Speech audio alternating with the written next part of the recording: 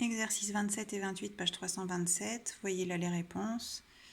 Et la correction en détaillé est juste ensuite.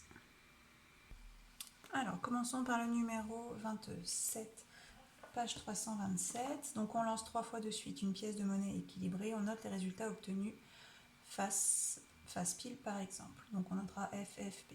Une première question, représenter cette expérience par un arbre pondéré. Donc, on a 3 fois la même expérience. Donc, on va avoir un arbre à 3 étages.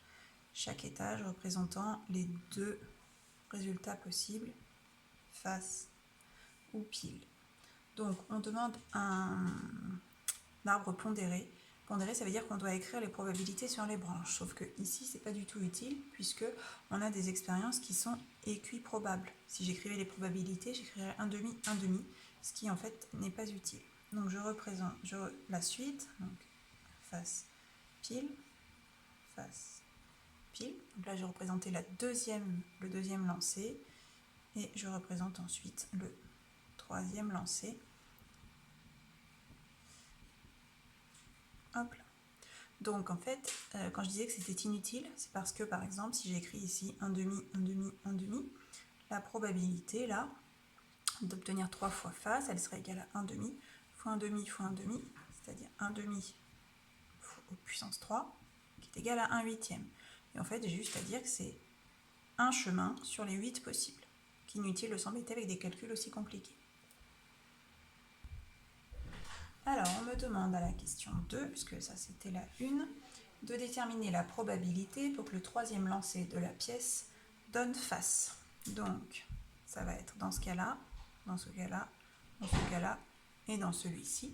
C'est-à-dire, ça se produit dans 4 cas sur les 8. Donc, la probabilité demandée à la question 2, c'est 4 sur 8, c'est-à-dire 1 demi.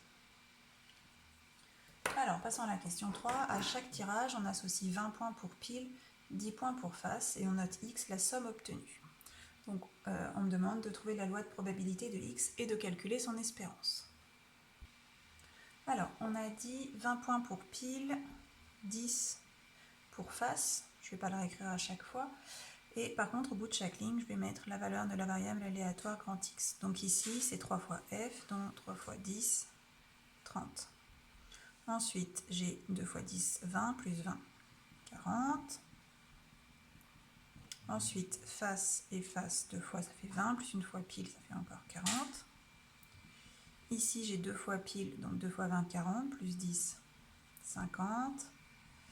Ici, j'ai une fois pile, 20, et 2 fois face, encore 2 fois 10, 20, 40. Alors ici, j'ai 2 fois pile, 40, plus une fois face, 50. Même chose ici, 2 fois pile, 40, plus une face, 50. Et ici, 60. Donc, on a 4 valeurs possibles pour la variable aléatoire, 30, 40, 50 et 60. Je fais mon tableau qui représente la loi de probabilité de X, 30, 40, 50 et 60. Et en dessous, j'écris les probabilités qui sont très simples à calculer ici. Donc 30, c'est dans un cas sur 8, donc une chance sur 8.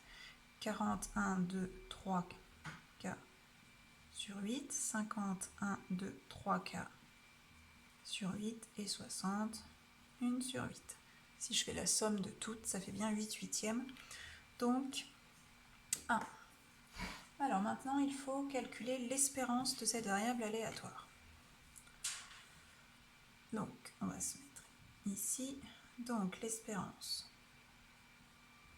c'est la somme des PIXI, donc 1 huitième fois 30, plus 3 huitièmes fois 40, plus 3 huitièmes fois 50, plus 1 huitième fois 60, ce qui fait 30, plus 120, plus 150, plus 60 huitièmes. Donc 150 et 150, 300, 360 huitièmes et 360 huitièmes. Ça fait 45. On me demande d'interpréter cette valeur. Ça veut dire qu'en jouant un grand nombre de fois à cette expérience, la moyenne des gains serait de 45 €.